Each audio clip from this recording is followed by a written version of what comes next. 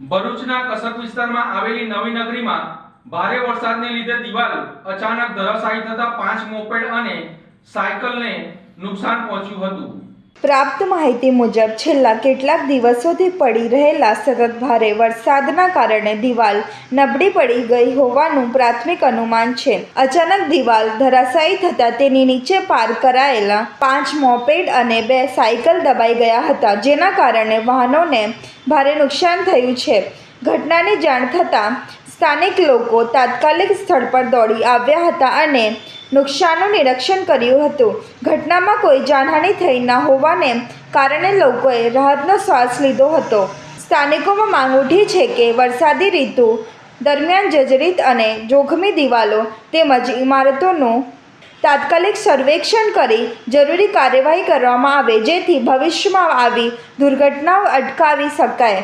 હાલમાં ભારે વરસાદના કારણે દિવાલ ધરાશાયી થઈ હોવાનું અનુમાન વ્યક્ત કરવામાં આવી રહ્યું છે।